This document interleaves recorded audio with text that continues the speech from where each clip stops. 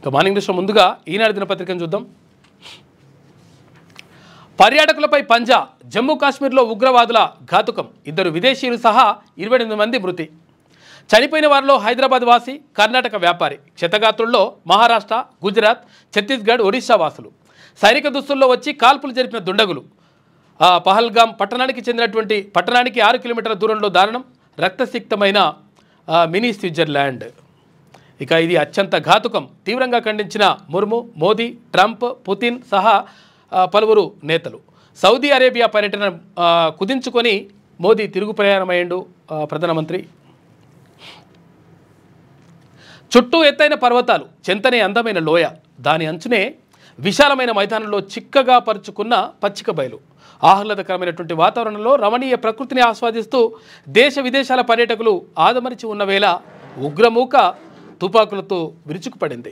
సందర్శకుల కేరింతలతో అప్పటి వరకు సందడిగా ఉన్న ఆ ప్రాంతం ఒక్కసారిగా ఆర్తనాదాలతో దద్దరిల్లింది. తూటా గాయాలతో నెత్తిరోడుతూ ఒక్కొక్కరుగా నేల కొరిగారు.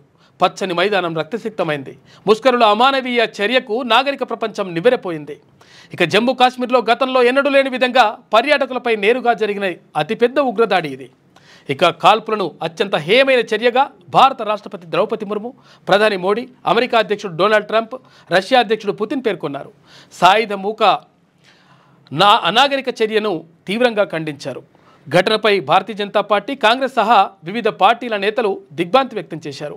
ఉగ్రదాడి నేపథ్యంలో ప్రధాని మోడీ తన సౌదీ అరేబియా పర్యటనను కుదించుకొని ఢిల్లీకి బయలుదేరారని చెప్పేసి ఒక వార్త కనిపిస్తూ ఉంది. మొత్తం మీద దారుణం చోటు చేసుకుంది. నిన్న జమ్మూ కాశ్మీర్లో మరోసారి ఉగ్రవాదులు పెట్రోగిపోయారు.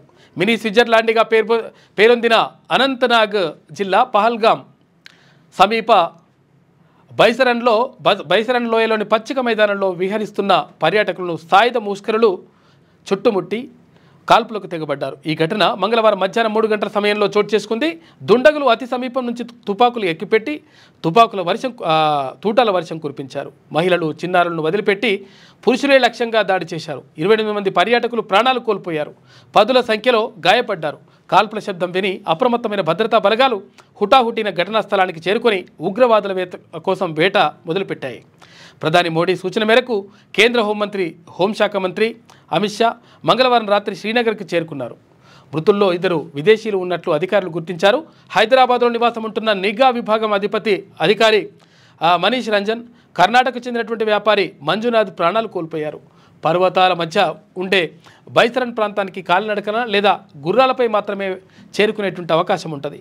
అయితే కాల్పుల్లో గాయపడిన వారిలో కొందరిని గుర్రాలపైకి కిందకు తరలించారు. సహాయక చర్యల కోసం హెలికాప్టర్ను రంగంలోకి దించారు. ఘాతుకానికి పాల్పడింది ఎవరు? కాశ్మీర్లో కొంతకాలం నుంచి పర్యాటకుల తాకిడి పెరిగిన నేపథ్యంలో ఉగ్రవాదులు ఈ దారుణానికి ఒడిగట్టినట్లు భద్రతా దళాలు భావిస్తున్నాయి. అయితే పాకిస్తాన్ కేంద్రంగా ఉగ్ర కార్యకలాపాలు సాగిస్తున్న లష్కరే తోయిబా అనుబంధ విభాగం ద రెసిడెన్స్ ఫ్రంట్ ఈ దాడికి తెగబడ్డట్లు ప్రకటించుకుంది. ఇక సైనికుల దుస్తుల్లో వచ్చిన 5 ముష్కరులు ఈ ఘాతుకానికి పాల్పడ్డారని తెలుస్తోంది. అయితే కాల్పుల అనంతరం సమీప అడవుల్లోకి పారిపోవడంతో భద్రతా సిబ్బంది గాలిస్తున్నారు.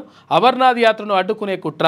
అమర్నాథ్ యాత్రను పెద్ద ఎత్తున రిజిస్ట్రేషన్లు జరిగాయన్న సమాచారం నేపథ్యంలో ఉగ్రవాదులు రెచ్చిపోయి పాపం ఇక్కడ చూడండి ఒకసారి.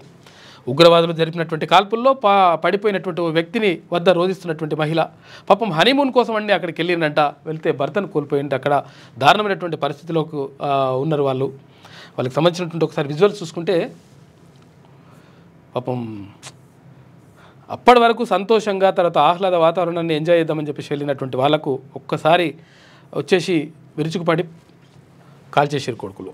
దొంగ ఇంకో ఇక్కడ పాపం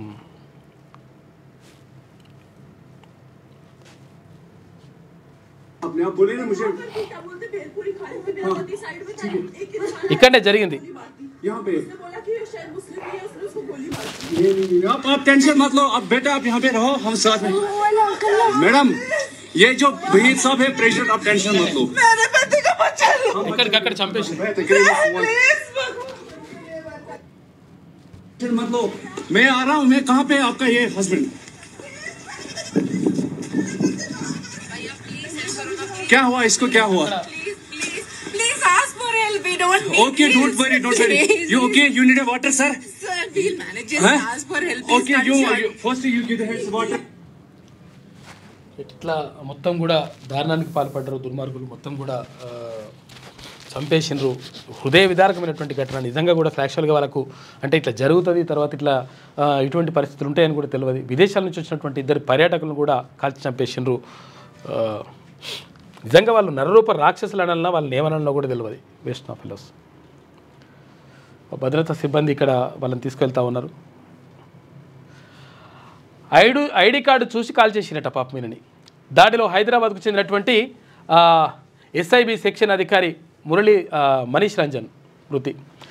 కాశ్మీర్లో జరిగిన ఉగ్రదాడిలో హైదరాబాద్కు చెందిన కేంద్ర ప్రభుత్వ ఉద్యోగి మృతి చెందారు. కోటిలోని సబ్సిడరీ ఇంటెలిజెన్స్ బ్యూరో కార్యాలయంలో సెక్షన్ అధికారిగా విధులు నిర్వహిస్తున్నటువంటి మనీష్ రంజన్ కుటుంబ సభ్యులతో కలిసి కాశ్మీర్ పర్యటనకు వెళ్లారు.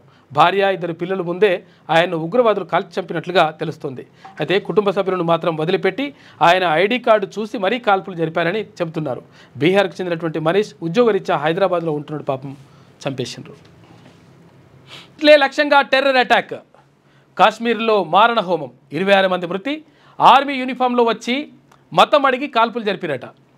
26/11 ముంబై దాడి తరహాలోనే ఈ ఘాతకానికి పాల్పడ్డారు దుర్మార్గులు.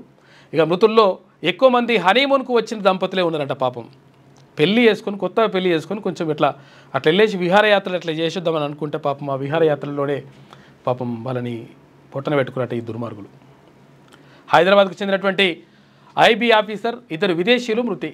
చెల్లాచెదురుగా పడిన మృతదేహాలు, మిన్నంటిన బాధితుల హాహాకారాలు.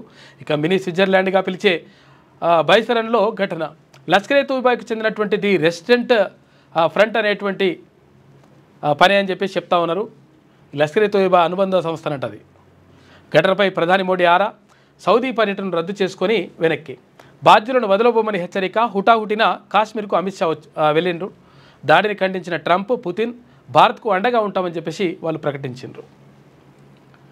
పర్యాటకులే లక్ష్యంగా జమ్మూ కాశ్మీర్లో టెర్రరిస్టులు తెగబడ్డారు. ఆర్మీ యూనిఫామ్లో వచ్చి మతం అడిగి మరీ కాల్పులు జరిపారు. దొరికిన వాళ్ళను దొరికినట్లుగా పిట్టలను కాల్చినట్లు కాల్చి చంపేశారు. అప్పటి వరకు ప్రశాంతంగా ఉన్న ఆ మినీ స్విట్జర్లాండ్ కాల్పులతో దద్దరిల్లింది. ఎక్కడికక్కడ మృతదేహాలతో రక్తసిక్తమైంది.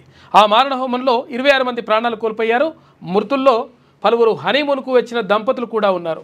ఇద్దరు విదేశీయులు కూడా ఉన్నారు. మరో 20 మంది తీవ్రంగా గాయపడ్డారు. ఈ దారుణానికి తామే పాల్పడినట్లు లష్కరే తోయిబా ఉగ్ర సంస్థకు చెందినటువంటి ది రెసిడెంట్ ఫ్రంట్ ప్రకటించింది. ఘటనపై ప్రధాని నరేంద్ర మోడీ తీవ్ర దిగ్భ్రాంతి వ్యక్తం చేశారు. తీవ్రంగా స్పందించారు. ఉగ్రవాదులను వదిలిపెట్టేది లేదని, టెర్రరిజంపై తమ పోరాటాన్ని మరింత పెంచుతామని చెప్పేసి ప్రధాని ప్రకటించిండు. ఇక భార్యల పిల్లల కళ్ళెదుటే కాల్ చేసినట్టు చూసుకో. వేసిన పిల్లలు రాక్షసులు రా మీరు అసలు. జమ్మూ కాశ్మీర్లో మంగళవారం జరిగిన ఉగ్రదాడిలో తెలంగాణలోని సెంట్రల్ ఇంటెలిజెన్స్ బ్యూరోలో పనిచేస్తున్న ఓ అధికారి ప్రాణాలు కోల్పోయారు. భార్య, ఇద్దరు పిల్లల కళ్ళ ఎదుటే ఆయన టెర్రరిస్టులు కాల్చి చంపారు. బీహార్కి చెందినటువంటి మనీష్ రంజన్ హైదరాబాద్ కోటిలోని సిబిఐ కాంప్లెక్స్లో గల ఇంటెలిజెన్స్ కార్యాలయంలో కంప్యూటర్ సెక్షన్ ఆఫీసర్గా పనిచేస్తున్నారు. భార్య, ఇద్దరు పిల్లలతో కలిసి ఆయన ఇటీవల జమ్మూ కాశ్మీర్ టూర్కు వెళ్లారు. అక్కడ ఫ్యామిలీతో ఆనందంగా గడుపుతుండగా టెర్రరిస్టులు అటాక్ చేశారు. ఆధార్ కార్డు, జేబులోని ఐడి కార్డును పరిశీలించి నువ్వు ఐబీ ఆఫీసరు కదా అని మనీష్ను ప్రశ్నించారు. భార్య, పిల్లలు చూస్తుండగానే మనీష్ రంజన్ను బ్లాంక్తో కాల్చి చంపేసినట్ట పాపం.